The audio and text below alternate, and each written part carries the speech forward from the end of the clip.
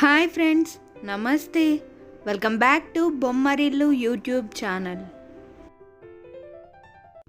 గాజువాక శ్రీనగర్లో ఒక ఆవిడ ప్రతి సంవత్సరం శ్రావణ మాసంలో వరలక్ష్మి అమ్మవారిని తయారు చేస్తూ ఉంటారు. ఈ సంవత్సరం కొంచెం భిన్నంగా అష్టలక్ష్మి అలంకారాలు తయారు చేశారు. అవి చూడడానికి వెళ్ళిపోదాం పదండి.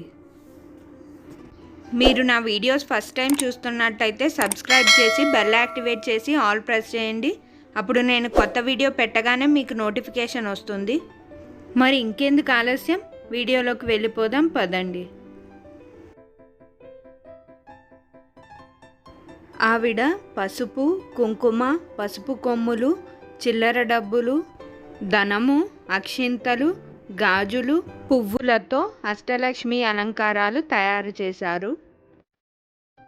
గాజులతో తయారు చేసిన అమ్మవారు,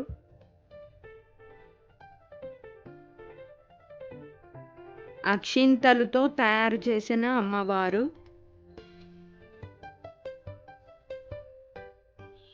కాసులతో తయారు చేసిన అమ్మవారు,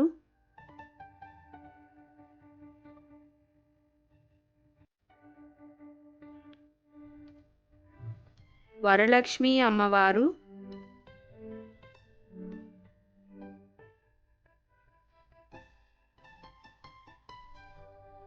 ధనముతో తయారు చేసిన అమ్మవారు,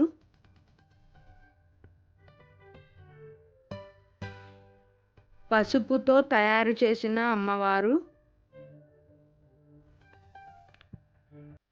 కుంకుమతో తయారు చేసిన అమ్మవారు, పువ్వులతో తయారు చేసిన అమ్మవారు, పసుపు కొమ్ములతో తయారు చేసిన అమ్మవారు. అమ్మవార్లందరూ అభయహస్తంతో ఇస్తున్నట్లుగా తయారు చేశారు.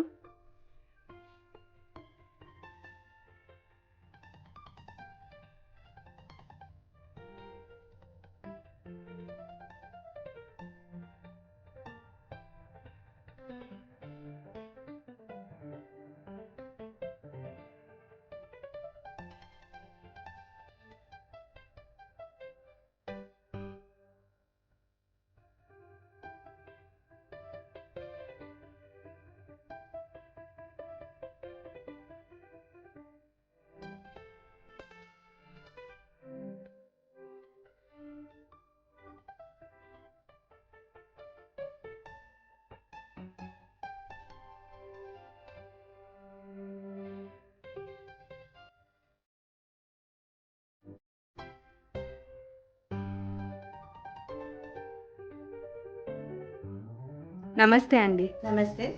మీ పేరు? నా పేరు వాణి అండి. మా ఇంటి పేరు కేసర్పు, బాంగేపల్లి శ్రీనివాసరావు. నా పేరు వాణి. నాకు 2 బాబులు.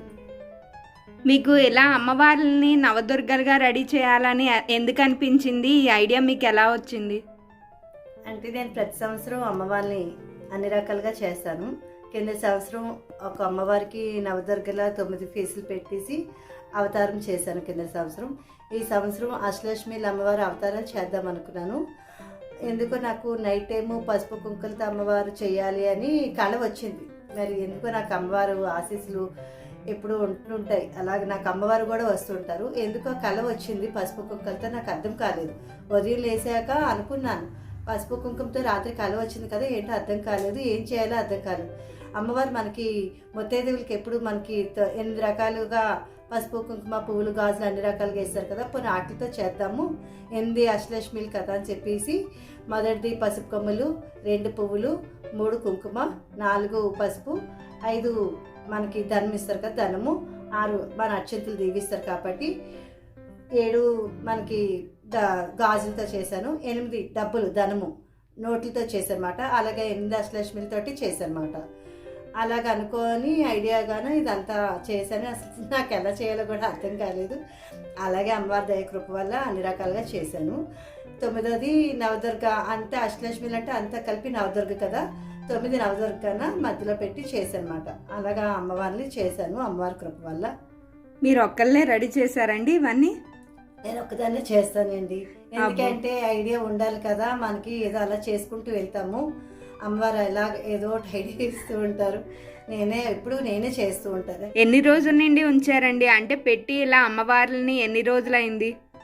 నేను శ్రావణ మాసం అంతా ఉంచుతానండి. ప్రతి సంవత్సరం శ్రావణ మాసం 4 రోజులు అమ్మవారు అవనియండి, 8 అమ్మవారు అయినా సరే శ్రావణ మాసం అంతా ఉంచుతాను అమ్మవారిని. ముత్తైదువులు అలాగా వస్తూనే ఉన్నారు, 4 రోజులను అలా వస్తున్నారు. లలిత పారాయణాలు అవి జరుగుతున్నాయి, అన్ని రకాల పూజలు పునస్కారాలు అన్నీ అవుతున్నాయి. దూరాల నుంచి కూడా అందరూ వస్తున్నారండి. అదంతా అమ్మవారి కృప. అది మనం ఏమి చేయలే, అమ్మవారు చేయించుకున్నారు అంతే. ఏమైనా మొక్కండి, లేదు ప్రతి సంవత్సరం చేస్తున్నాను కదా అని ఈ సంవత్సరం కూడా ఇలా పెట్టుకున్నారా? మొక్కు లేదండి, నాకు అమ్మవారు అంటే చాలా ఇష్టము. అమ్మవారిని రకరకాలుగా చేయాలని అనుకుంటాను. ఈ విధంగా అమ్మవారు నా చేతి చేయించుకున్నారు. ఈ సంవత్సరం కూడా ఇలాగ అసలు అనుకోలేదండి. నేను అష్టలక్ష్మిలో అనుకున్నాను, ఎందుచేత అర్థం కాలేదు. ఇది ఐడియా కూడా నాకు లేదు, అనుకోకుండా అలాగా అయిపోయింది. అమ్మవారిని ఎప్పుడు చేయలేదు, ఇది ఎక్కడ చూడలేదు కూడా, ఎలా చేయాలో కూడా అర్థం కాలేదు. అలా చేశాను. ప్రతి సంవత్సరం చేస్తానండి, 4 రోజులు ఉంచుతాను. శ్రావణ మాసం అయిపోయింది కదండి, ఇంకా ఉంచారు అమ్మవారిని ఎందుకని? అంటే అమ్మవారిని శ్రావణ మాసం అయిపోయినంటే వినాయక చవితి వచ్చింది. వినాయక చవితి అయిపోయాక తీసేద్దాం అనుకున్నాను. ఇంటిలోని సత్యసాయిబాబా గారి భజన అనుకున్నాము. ఆ భజన రేపు ఆదివారం పెడదాం అనుకుంటున్నాము. అందరూ వస్తారు కదా, అమ్మవారిని చూడొచ్చు, మనకి రోజులు కూడా కలిసి వచ్చాయి కదా అని చెప్పేసి భజన అయిపోయాక తీయచ్చు కదా అని చెప్పేసి ఉంచానండి. బాబా గారు భజన అయిపోయాక తీసేస్తాం, లేకపోతే ఎప్పుడు శ్రావణ మాసం అయిపోయినంటే మంచిలో చూసి తీసేస్తాము. ఈసారి వినాయక చవితి బాబా గారి భజన కలిసి రావడం వల్ల అమ్మవారి ఈ ఉంచడం వల్ల కూడా చాలా మంది మధ్యలో ఈ వారం రోజుల్లో చాలా మంది వచ్చారండి చూడడానికి. చాలా సంతోషం వేసింది. ఎంత చేసినందుకు కూడా నాకు ఫలితం తగ్గింది, చాలా మంది వచ్చారండి. అమ్మవారిని తీసేసిన తర్వాత ఏం చేస్తారండి? అమ్మవారిని అంతా అయిపోయాక కలిపేస్తామండి. పూజ ముందు రోజు మనము ఉప్పును దీపం పెడతాము, ఆ రాత్రి అంతా ఉంచుతాము. మరుసటి రోజు అమ్మవారికి డిష్ తీసేస్తాము. తీసి అమ్మవారిని పసుపు కుంకుమ ఇవన్నీ ఉన్నాయి కదా, కొన్ని అక్షంతలు అవన్నీ నీళ్ళలో నదిలో కలిపేస్తామండి. గాజులు అవి పసుపు కొమ్మలు అవిని ముత్తైదువులకి ఎవరికైనా పంచుతాము. మిగిలినవి అంటే ఏదైనా పూజలు అయినప్పుడు ఎవరికైనా పువ్వులది డబ్బులు అవి ఉంచుతాం, దేనికైనా ఎవరికైనా కావాలన్న అవసరానికి. అంటే మనం చేసుకున్నట్టు అందరికీ కావాలనుకుంటారు కదా, ఎవరికైనా కావాలని నేను అమ్మవార్లు అందరింటికి వెళ్ళి, మా వాళ్ళందరింటికి వెళ్ళి అమ్మవారు చేయమంటే కంపల్సరీ వెళ్ళి చేస్తాను. మాకు ఈ శ్రావణ మాసంలో రోజుకి లలిత రోజుకి ఒక ఇంట్లో అవుతూ ఉంటుంది. అలాగే మా ఇంట్లో కూడా ఒక రోజు అయింది. భక్తజనాలు అందరూ మహిళలు వచ్చారు మొత్తం. ఆ రోజు ఎంత 150 మంది వరకు వచ్చారండి. భోజనాలు అవి ఇచ్చాను, తాంబూలం అది ఇచ్చాను, భోజనాలు అవి పెట్టాను.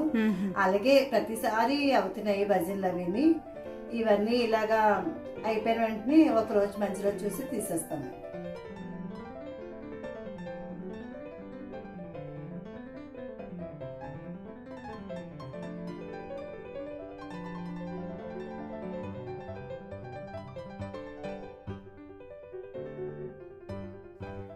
ఎన్ని రోజులు అయిందండి అమ్మవార్లు అందరినీ రెడీ చేయడానికి మీకు?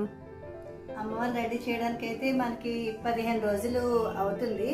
కాకపోతే నేను మరి రోజుకి లలిత వెళ్ళడం, బయటికి వెళ్ళడం, ఫంక్షన్స్ అవి కదా మనకి కిందటి నెల అంతా పెళ్ళిళ్ళు అవి, దానివల్ల బయటకు వెళ్ళి రావడం చేయడం, దానివల్ల కొంచెం టైం పడుతుంది. ఐడియాగా చేసుకోవాలి కాబట్టి కంటిన్యూగా కూర్చుంటే కనుక మనకు 15 డేస్లో అయిపోతుంది. నేను అమ్మవారిని జడవి ఉన్నాయి కదా, ఈ జడవి నేను ఓన్గా తయారు చేశాను. ఈ జడ, చేతులు, ఈ హ్యాండ్స్ ఉన్నాయి కదా, చేతులు అవన్నీ నేనే తయారు చేశాను.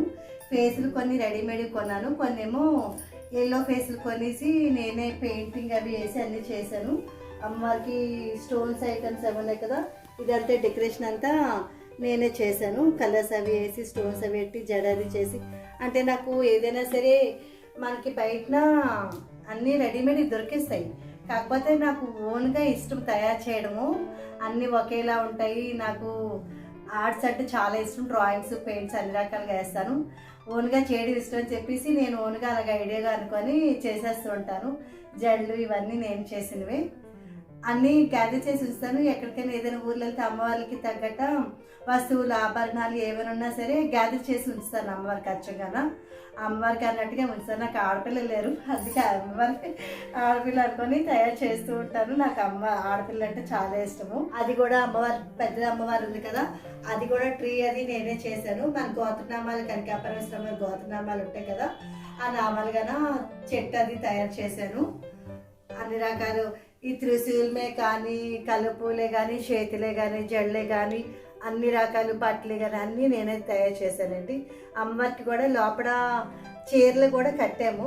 అష్టలక్ష్మి అమ్మవారికి కూడా లోపల అన్ని రకాల వెరైటీగా చీరలు అవి కట్టేసి అప్పుడు మనం ఇవి తయారు చేసి పెడతామన్నమాట. చీరలు కంపల్సరిగా అమ్మవారికి చీర కట్టాలన్నమాట. చీర కంపల్సరిగా కట్టి అప్పుడు తయారు చేసి ఇవన్నీ పెట్టాము మనం. మనకి అమ్మవాళ్ళు ముత్తైదులకి మనకి అన్ని పసుపు కుంకుమ అన్నీ ఇస్తారు కాబట్టి ఆ కాన్సెప్ట్ తోటి మనము అమ్మవారి అభయహస్తంగాన పసుపు కొమ్మలు మనకి ఇస్తున్నట్టుగాన, చేతుల్లో నుంచి వస్తున్నట్టుగాన పువ్వులు, కుంకుమ, పసుపు, డబ్బులు ధనము, గాజులు అలాగ అభయహస్తంలోంచి మనకి ఇస్తున్నట్టుగాన అలా పెట్టాను నేను.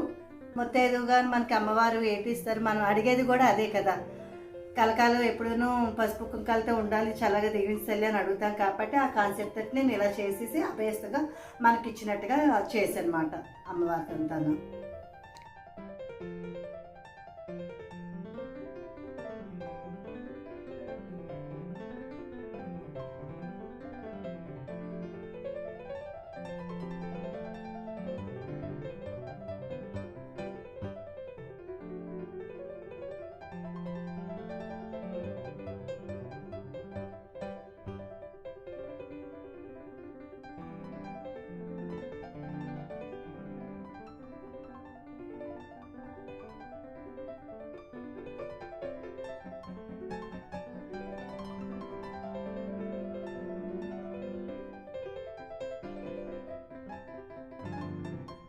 అమ్మవారి అష్టలక్ష్మి అలంకారాలు చూశారు కదా.